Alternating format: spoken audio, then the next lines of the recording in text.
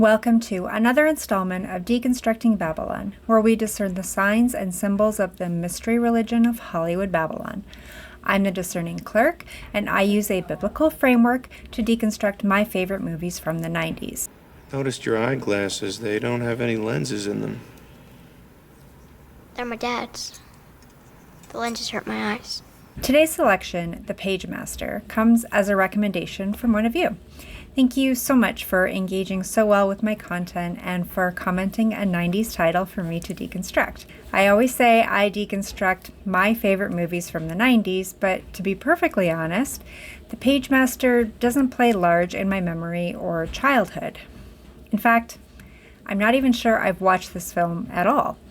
But that won't stop me from being able to figure out the blatant and hidden symbolism contained within. So special shout out to the public library for today's physical copy of The Pagemaster. We especially know that Hollywood Babylon likes to target young children and the next generation with their tactics and agenda, which is why they tend to use animation and cast child actors. The Pagemaster was released in 1994 and garners only 2 stars from the Video Movie Guide. Seeking sanctuary from a storm, a neurotic kid scurries into a huge library where paintings on the ceiling splash down and turn the precocious lad and his surroundings into a cartoon. He teams up with caricatures of a pirate, a fairy godmother, and a fraidy cat goblin and dives into the pages of several classics. But the adventure lacks vitality.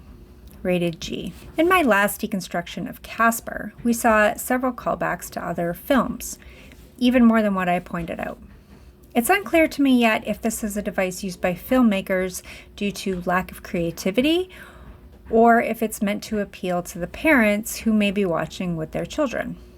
Maybe it's both. But anyway, let's see what we see in the 1-hour runtime of The Pagemaster. The movie begins with smoke or clouds in the shape of a spiral, then a pirate ship, a haunted house, and finally an epic battle, as if to foreshadow the story we're about to watch. Our main precocious boy, Richard Tyler, wakes up in a start, with a no smoking sign behind his bed.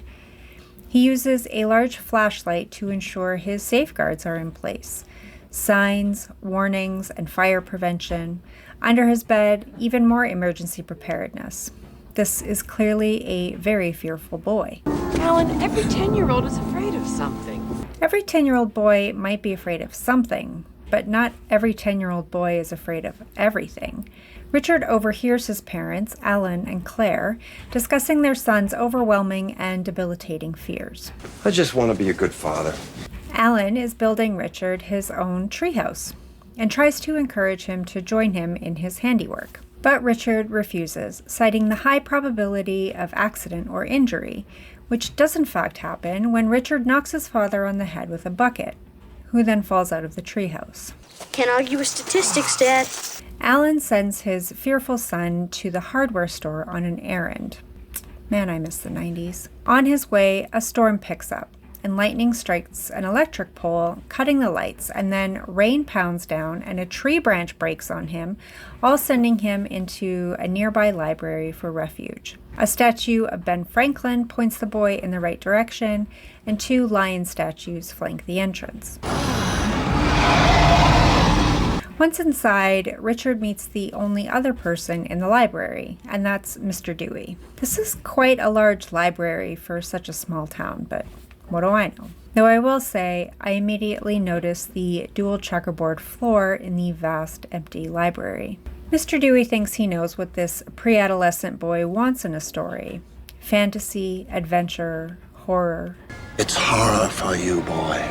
Instead of looking for any books, Richard asks to use a phone to call his parents. Don't be afraid, boy. If you lose your way, merely direct yourself back to the exit sign. Richard comes to stand on an 8-pointed star, a compass on the ground, and high above him is an intricate painted ceiling. Different segments of storytelling: dragons, pirates, Moby Dick, Dr. Jekyll, with a seeming wizard in the center. All foreshadows of the animated story we're about to embark on. Richard slips while standing still and knocks his head. He comes to and hears things.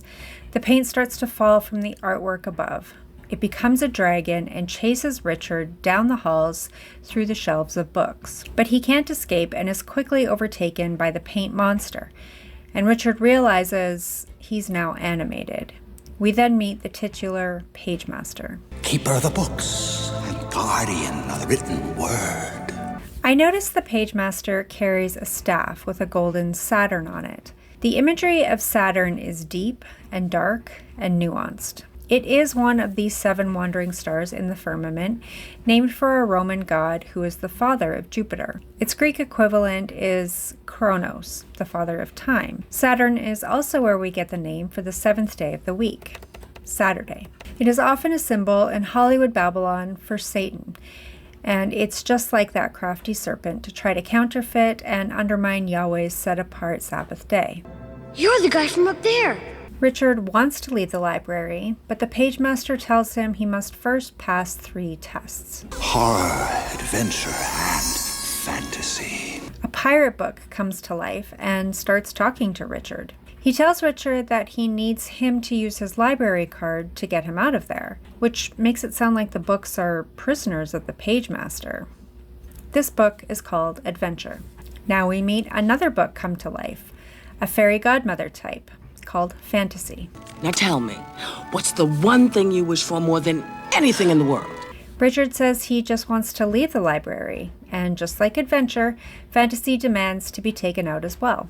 My good eye is! The lad's checking me up!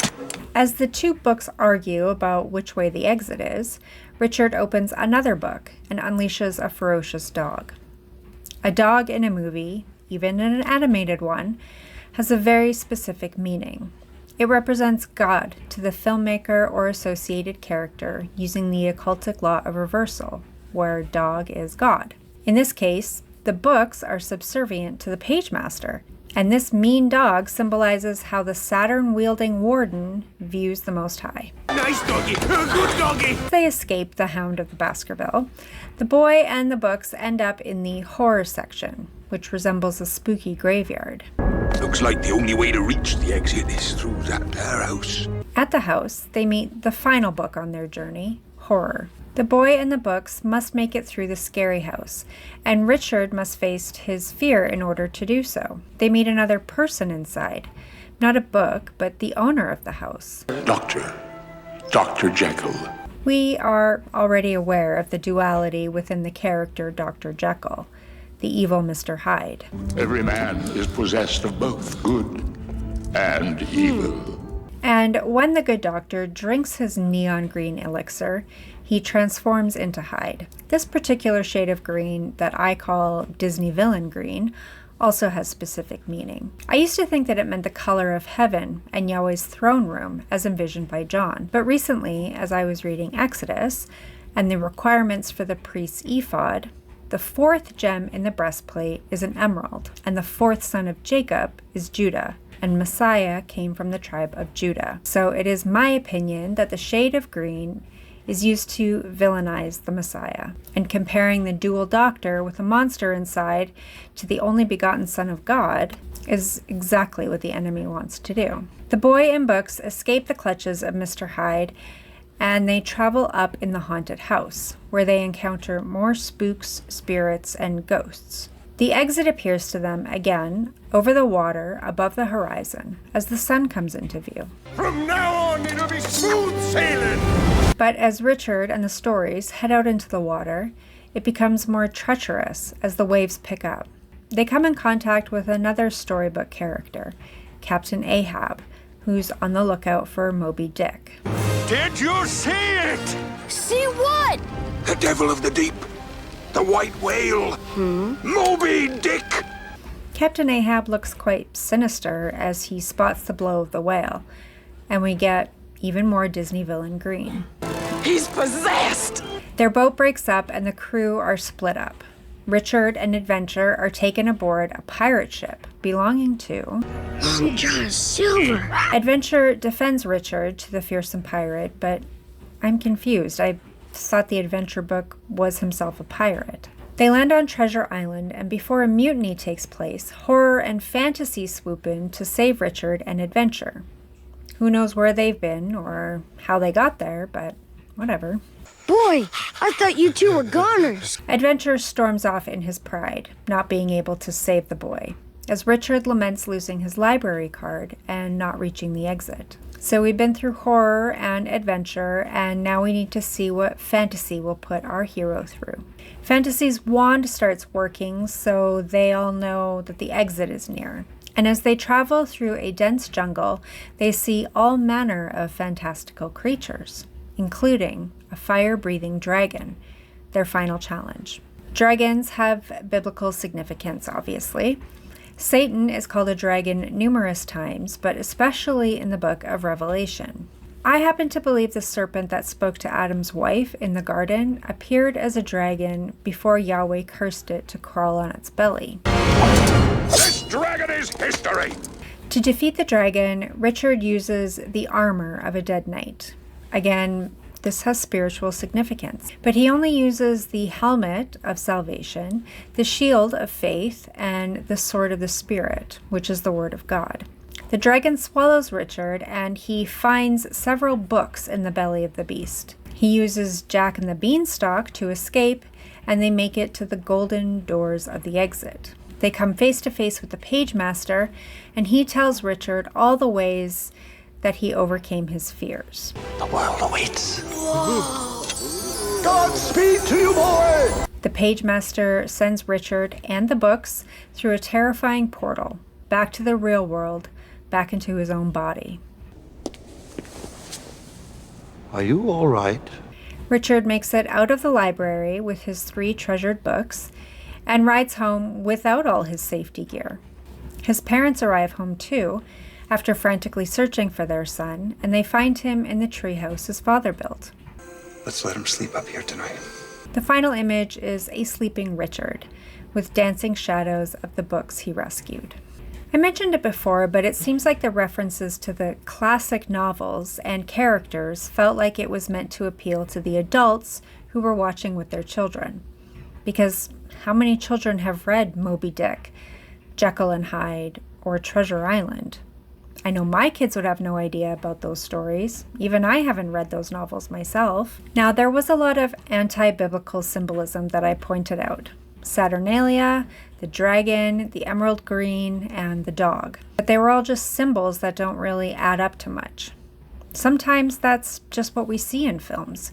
A bunch of symbolism thrown together that doesn't seem like more than the sum of its parts. However, as I thought and prayed about what I saw here for the first time, it became clear that this was another trip through Oz. Richard was like Dorothy, coming from the real world into a make-believe world, and meeting characters along the way to discover that what they were searching for all along was within them the whole time. Richard may have been needing to face his fears, but he said more than once he just wanted to go home. And his companions were also looking for something that they had all along too.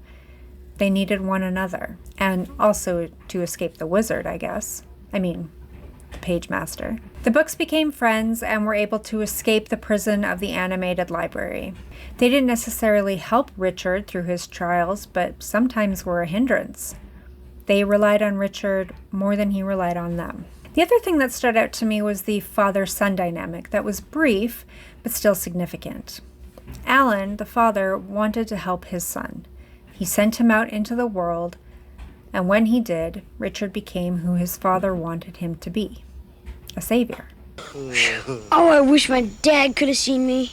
Even in the end, Richard was reunited with his father and got to sleep in an elevated place. Not exactly heaven, but we're talking symbolism here. So that's enough for today. A shorter one, but so was the Pagemaster. Thank you once more for the recommendation. Give the video a thumbs up if you agree and a thumbs down if you disagree. Comment below what you think I missed with this one and to suggest any 90s title you'd like me to deconstruct in the future. Subscribe to the channel if you'd like to see more content like this, but don't follow me. Follow the one who saves you. And until next time, keep looking up.